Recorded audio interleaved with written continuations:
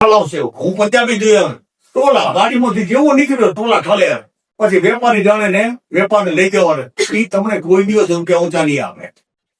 તમે તમારી પેકિંગ કરો અને એ એક જ ફાઇલ આવ્યો દાખલા તરીકે અને નાખી જ દો. એ નહીં આખા વર્ષમાં તમારે સમય ઉપર જાઓ. તમારે ગોડાઉન હોવા જોઈએ પોતાનું. તમને કેમ લાગે તો બટેટા હમણાં વધી પડ્યા.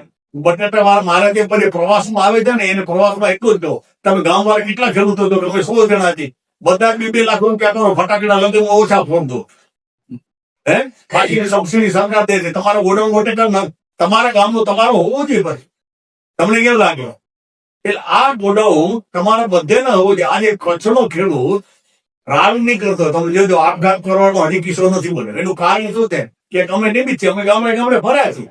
સાસ બતાવી છે. હે ગુજરાતના જિલ્લાઓમાંથી આપણે નંબર જિલ્લો છે તો ખેડૂતો પર સાસ છે પોતા મહેનત એને કરી છે. તો કહેવાનો વિષય કે ઓછું પાણી છે ડ્રીપ ઇરિગેશન. અમારા જેવા જયારે ડ્રીપ પર ગયા કે જિલ્લાનો પ્રમુખ કે ડ્રીપ નાખી દે તો આપે નાખ્યો. એમ તમે પ્રમુખ બધા બેઠા છો તો તમારે પરિવર્તન તમારે લેસન તમારેથી ચાલુ કરવું પડશે. અને તમારે જોઈને જ બધા આપણે કહીને ચાડા કાઢશે પાછળ. એટલે એ વિશ્વાસ ઉભો થાય કે આવી વ્યક્તિઓ જયારે કહે છે. જયારે મને કુંજી કાકા કહેતા ને તો વળી રાત્રે વિચાર કરવો આવો મહાન વ્યક્તિ એમ કે છે ગોબર ને ગૌમૂત્ર પછી એમાંથી બધું શોધવું તો પડશે જ કીધું પણ હું વિરોધ ન કરી શકું. પણ એ રાત્રે બધું ચિંતન કરો કે આવી વ્યક્તિઓ મહાન વ્યક્તિઓ આપણા સંગઠનોમાં કામ કરતી હોય તો એનો વિચાર તો કંઈક મોટો જ હશે. પણ એ વિચાર બદલવામાં મારા પરિવારને 5 વર્ષ લાગ્યા. 95 થી મક્કમ થયો છતાં 2001માં જયારે ભૂકંપ આવ્યો પછી મેં આખી ખેતીનો પરિવર્તન લીધું અને પછી આ રસાયણ એમાંથી દૂર થયો. હું રસાયણનો વિરોધ આજે એટલા માટે નથી કરતો કે ઘણી ઠેકાણે આજે ખેતી ને હજી એમાંથી માણસમાંથી તમને ધીરે ધીરે એનો ખર્ચો ઓછો ચોક્કસ થાય છે. આજે દાડમ એટલા બધા છે દાડમ દુનિયાની દવા છંટાય પણ એમાં જે મેં હમણાં જે સાંભળ્યું છે અમે ગયા વર્ષે આપવું કે દાડમની દુનિયાને પણ રેસિડ્યુ ફ્રી આવી. ગાયનું દૂધ 5 લીટર 1 એકરમાં દાડામાં મૂક્યા એટલે દાડાને દૂધ પી લીધું પણ એની રેસિડ્યુ ફ્રી આવી. પણ હવે આ બધા સંશોધન કોણ કરે? યુનિવર્સિટી કરે. એટલા માટે એમ બોલી દઉં છું હું મારા આંબાની અંદર હું આ જયારે કેરી પાકવાનો 15 દિવસ ઉતારવાનો વાર હોય ને ત્યારે 5 લીટર દૂધ પાઉં છું ગાયનું. ડ્રીપ ઇરિગેશન નાખી દઈએ એટલે આખી ખેતીમાં એ પહોંચી જાય. કહેવાનો વિષય કે 6 એકરનો પ્લોટ છે તો 30 લીટર એમાં નાખી દો ડ્રીપ ઇરિગેશન પાઈ દો એટલે મૂળિયા બધું મી જાય. અને એ ગાયના દૂધનો પાવર જે છે ને પાવર હે એ પારસમણી કેટલો છે પાવર.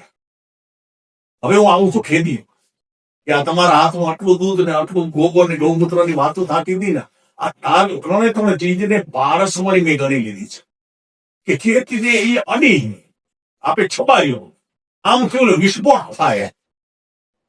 પારસમણી લોખંડ અડાડીને શરૂ થઈ જાય મેં જોયું નથી સાંભળી છે પણ આને મેં જોયું છે જામે કે આને આટલું જ કંઈક કરવાથી શું થાય.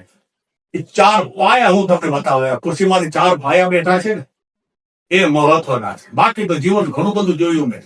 હે તમને મને લૂંટવાવાળા બારે બેઠા જ છે તૈયાર જ છે. આપે લૂંટાય નહીં એનું ધ્યાન હવે આપણે કરવાનું એ કોણ કરશે?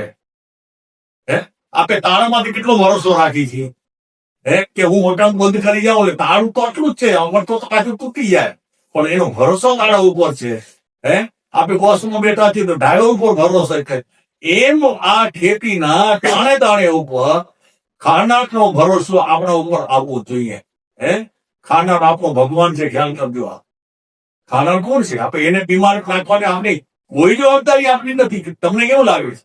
હે એમાંથી આવું જ પડશે અમારે. તો એ આપણો પરિવાર સમજે વિશ્વ આપણો પરિવાર છે. એ ખેડૂત છે ને એ ખેડૂત જ એને પાછો આખો ઉગાડશે. અને ખેડૂતને આ લોકોને સમજવો પડશે ખેતીનો ભાવ પૂરો દેવો જ પડશે તો દવાખાને ન જવું પડે. અને એ પેકિંગ તમે તમારા નામે કરવા માટે મેં જે વિષય લીધો એ આવતા દિવસોમાં તમે પરિવર્તન કરો. ભલે નાની પેકિંગ મસાલા નાની પેકિંગ કર. હું ઘઉં એક દાખલો કહું. મારો ભાઈ એક વાલજી કરીને છે એ કરે છે ઘઉંનું પેકિંગ. બંસી ઘઉં એ વાવેતર કરે છે. આ વર્ષે 80 રૂપિયા કિલો વેચે છે.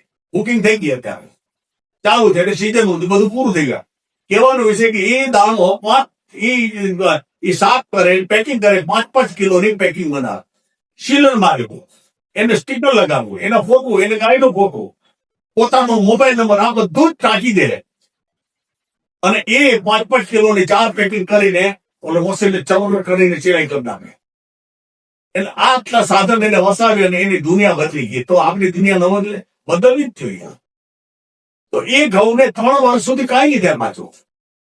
કુદરત સમય ઉપર એવું હવામાન ભેગું કરે છે. એને રાત્રે પેકિંગ ન કરો, તમે દિવસના સાંજે 5 વાગ્યા સુધી પેકિંગ કરો તડકે રાખીને, તમે જુઓ તમારે ઘઉંને કાંઈ નહીં થાય. કોઈ રોગ જ લાગુ નહીં પડશે અને કોઈ ફૂકટ નહીં આવે. અને એમાં જો કરવાનું હોય વધુ તમને સારું લાગે. હજી તમને એક દવા બતાવી દઉં. આ ગાયના છાણાની રાખ છે ને, રાખ એ કોઈ દિવસ એને દાણાને બગડવા નહીં દે. આજે માજી બેઠા છે, ઉંમરવાળા ભાઈઓ બેઠા છે. આપણે એ રાખને રેતીને છાંટીને આપણે કોઠી ભરતા અનાજની. તમે ખાલી હવે આજે સમય બદલ્યો છે, એમાં એક જ ચમચી, નાની ચમચી હોય ને, આપણે દાળ ભાત કરી, એ પાતળું કપડું હોય, ધોતીનું કે સાડીનું કપડું હોય, એમાં પેક કરીને અંદર તમે નાખી દો. એ પછી તમે સિલરમાં જો એને દોરો બાંધી દો. ખાલી એક જ ચમચી કપડામાં નાખી તમે મૂકી. જયારે ડરાવવાનું હોય ત્યારે તમે એ પોટલું કાઢી લે, કાંઈ નહીં થાય. એ સડવાની દે. એટલી તાકાત ગાયમાં, છાણાની રાખતું આટલી ભાઈ ગાય આપણે દીધી છે. આ સમજવા જેવી વસ્તુ છે. મેં આ બધા અનુભવ કર્યા છે ને, એટલે હું તમને કહું છું.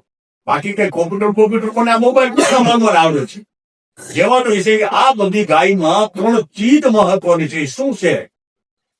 હવે આવું છું, બિયારણનો કોઈ વિરોધ મને નથી. યુનિવર્સિટી જેટલું કામ કરે છે એ દેશી બિયારણ, આ બિયારણ, સર્ટિફાઈડ બિયારણ, આ બધું જ એને બધાને હું આધાર આપું છું. જેને વાવવું હોય ભલે. આજે પ્રકૃતિની ખેતીની બધી વાતો કરવા આવ્યો છું, પણ એ બિયારણ સાથે આપણે બીજ વાવવું હોય તો શું કરવું પડે? તો કંપનીએ ગુલાબી કલરની પેકિંગ આપી છે. ને દવાનું નામ તો હવે ભૂલી ગયો, મૂકી દીધો. એટલે પણ કહેવાનું છે કે એ ગુલાબી દવા એ આને ફૂગ ન લાગે એટલા માટે, દાણાને ફૂગ ન લાગે એટલે સારી રીતે ઉગે. તમે હવે એને દૂર કરી નાખો, પડી કાઢી લેજો. બિયારણ તમે વાવો છો, કપાસનું હોય, રાઈનું હોય, તલનું હોય, કઠોળનું હોય, તેલીબિયા હોય, કોઈ બી ચીજ હોય આપણી, એ આખી વસ્તુને તમે બિયારણનો કટ દો. તમે હજી કરજો, ટ્રાય કરજો. એ દાણાને આ દવાથી તમે છાંટજો, પાછું તમે વાવજો. અને હવે હું બતાવું છું એક નવી કસોટી આખી, કે આપણે છાશ છે ને 5 દિવસ પહેલા તમારે લોટામાં રાખી દેવાની. હું 1/2 લીટરનો ખાલી માપ દઉં. 1/2 લીટર તાંબાનો લોટો હોય ને, એમાં તમારે રાખી દેવાની. 1/2 લીટરમાં કેટલું બિયારણ તમારું ભીનું થઈ જશે. એ ભીનું થઈ જાય ને, જયારે તમારે વાવેતર કરવાનું હોય ને, આપણે ખબર છે કે મારે રવિવારે વાવવું છે, તો આજે મંગળવારે છાશે રીતે લોટામાં રાખી દેવાનું છે. અને એ કદાચ તમારે એમ થાય કે 5 દિવસ તો હવે ગાળો નથી, મને કાલે જ કરવું છે, તો તાંબાનો લોટો આપણો, તાંબાનું વાસણ મોટું પડ્યું હોય ને, એમાં મૂકી દેવાની છાશ. એ સવારે તૈયાર થઈ ગયો. કોઈ બીજો વિષય નથી. એમાં તાંબાનો કસ છે ને, એ મહત્વનો છે. તાંબાનો કસ છે.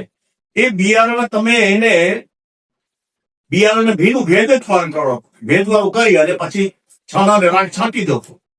અને એમાં જયારે છાંટાને રાખ છાંટવાના ટાઈમે તમારે આંકડો હનુમાનજીના ફૂલ ચડાવી, એ છાશની અંદર 15 થી 20 ટીપા નાખી દેવાના. પછી ચપટી હલાવી નાખો. અને એ નથી તમારે ભીના કરવાના. પેલા બીજને છાશમાં તમારે આંકડાનું દૂધ નાખી દેવાનું, ચીર કહી તો ચીર કહી, અને એ તમે એને પોટ દેવા જઈ. કે તમારે ડુંગળીના દાણામાં તમે ટ્રાય કરી દો, ડુંગળીનો દાણો એમ જ તમે દવા કંપનીની હશે ને, એ 9 દિવસે ઉગશે, આ 5 દિવસે ઉગી જશે. આટલી તાકાત છે. તમને ડીએપી પીઓ, તમે ડીએપી લેવા જ નહીં જવું પડે. એટલે આ ડીએપી તમારા ઘરમાં ખિસ્સામાં પડી ગયો. હું છેડે સુધી પહોંચીશ ને તો માત્ર ગોળમાં તમને ગોળ જ લેવો પડશે, બાકી બીજું કાંઈ છે જ નહીં. ખર્ચા વગરની ખેતી. 0 બજેટ હું લેતો જ નથી. 0 બજેટમાં ખેડૂત મરી ગયા. 0 બજેટ શું કરો? કોઈ રૂપિયા દેતું નથી પણ તમને. તો આપણે છોકરાને કેવા, આપણે કોલેજમાં, આપણે પ્લેનમાં ફરવું છે. કેમ ભાઈ, તમને કેવું લાગે? આ દુનિયા જુદી છે આપણી. તો આ શા માટે આપણે 0 શેનું? 0 નથી. રાત્રે મહેનત કરો ને ત્યારે પાણી વારી ને ત્યારે આ યાદ થાય. 500 રૂપિયામાં કોઈ મજૂર નથી મળતો. 4 કલાક કામ કરે છે. પણ કહેવાનો વિષય, ખર્ચ વગર આપણે જેમ આપણી ખેતીને ખાવું છે ને, તો આ બિયારણ કટ દેવો એટલે તમારું એટલો પાક ઉભો થઈ જાય. ફરાક દેખે નાખો, એક દાણો તમારો પીળો નહીં હોય, ગેરંટી દઉં. અમારા જીવન અનુભવની વાત કરું. કોઈ બી બિયારણ, તમે તલ હોય, પછી જીરું હોય, મસાલા પાક હોય, અનાજ પાક હોય, એ ઉગશે એટલે દાખલા તરીકે બાજરો છે, ઘઉં છે, ભમરી બારો જેટલો મકાઈ છે, તો એમાં ઉગ્યા ભેગું ખબર ને ભમરો આવે છે, પછી છોડો ઉભો થઈ રહે, વચ્ચે સુકાઈ જાય, એમાં ઈયળ પડે, ઈયળ નહીં આવે. તમે જોઈ લો. અને જેવો ઉગી જાય કે દૂધ ગોળના સ્પ્રે, તમે દૂધ ગોળનો મને સાંભળો છે બધા જણા, બધા સાંભળો છો ને? એવું જ બોલવું ન લાગે. આ દૂધ ગોળ મારું સંશોધન છે. આ તમને કેમ લાગ્યો? એમાં દૂધ ગોળ વિશે એટલા માટે તમને વિચમાં દઉં કે આ જયારે દૂધ, ગોળ, ગોબર, ગૌમૂત્ર અને છાણાની રાખ, આ 5 તત્વ છે આખા. 250 ગ્રામ. મેં 1 લીટર ચાલુ કર્યું, પછી ઘટાડતો ગયો ધીરે ધીરે. એમાં તમને વિશે એટલો દાખલો દઉં કે ભાઈ એક ધીરુભાઈ અમીપરા, એક જામ આંદોલનના વિપલનગર ગામમાં એ ભાઈ છે, ત્યાં ખેડૂત છે. મારા જુનાગઢમાં અને યુનિવર્સિટીમાં અવારનવાર જવાનું થાય ત્યારે મારા નંબર એને લીધેલા.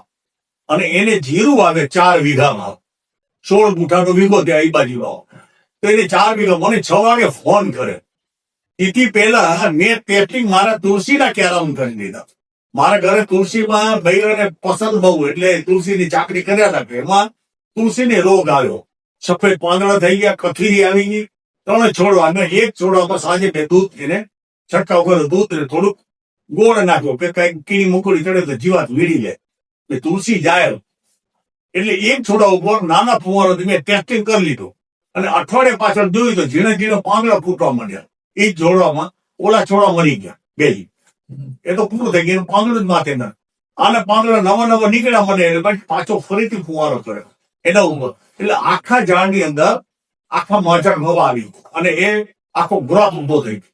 એવામાં એનો ધીરુભાઈ મને ફોન આવ્યો. મેં કીધું, મને કે વેલજી કાકા, મને કાકા કે વેલજી કાકા મારે જીરુભાઈ વાવે 4 વીઘામાં, ખાલી રોગ આવી ગયો. મેં કહ્યું હવે મરી ગયો, શું થઈ? અરે કે તમે આમ બોલો પછી શું થાય?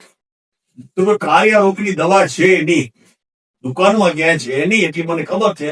મેં કીધું તમારે દૂધ કેટલું છે? મને કે 10 લીટર સવારે, 10 લીટર સાંજે.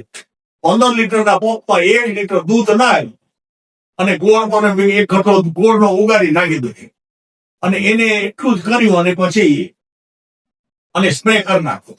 એને ચોથે દી 3 સ્પ્રે કર્યા. મારાથી બોલાઈ ગયું સવારે 6 વાગ્યા પીવો કે તારા ઘરે આ તલીના ગાડા ભરાશે. એની તલી હતી, અને તલીને તારા ગાડા ભરાશે. પણ એ છોડવા લીલા હતા ને, જે એક છોડો તલીનો હોય ને એમાંથી 4-4, 5-5 તૂટી ગયા, અને આખું તલીનું લીલું હરિયાળું થઈ ગયું. એની દુનિયા આખી બદલી. એટલે મને વિશ્વાસ થઈ ગયો કે ગાયમાં કાંઈક છે. અને એ ગાયના દૂધ ને કારણે જો આખી ખેતી થઈ હોય તો ત્યારે વિષય કે મને કે આ આપણે વેજી કાકા કેમ શું દૂધનું મેં તુલસીમાં ટ્રાય કરી. પણ હું સાંભળતો હતો કે ગાય કે ઝરણું મૂકે ને ત્યાં શિવલિંગ પેદા ધરતીમાંથી થાય, તો મારી ખેતી કેમ ન થાય? કેમ કે હું ધર્મ સાથે જોડાયેલો છું, એટલા માટે. એની એક ચીચા જિંદગીમાં પીધી નથી, સેવા જ કરીએ બસ, બીજું કઈ કરી દો. અને ભારતીય કિસાનમાં કોઈ વાવતર નથી બનાવે સાહેબ. તો એ કેવા વિષય કે જે સેવા કરી છે ને, એ માનવ શરીર મને યાત્રા કરવા માટે ભગવાને મોકલ્યો. એમાં કૃષિકારે મોકલ્યો કે કૃષિકારના ઘરમાં મારો જન્મ થયો. એટલે ક્યારે હું આનંદ માનું છું. હજુ બોલે યાર કે મારા માટે મને આ જિંદગીમાં કેવું ઘર દીધું ભગવાને, કે જીવ ખેડૂતના દીકરાના ઘરમાં મને જયારે મને મળ્યો છે, ત્યારે ખેડૂતની સેવા કરવાનો આવો મોકો મળ્યો. તેમાં ગાય હાથ બાંધ્યું છે. અને એ આજે 15 વર્ષ 16 વર્ષ થઈ ગયા ધીરુભાઈ. આજે મારા કારણે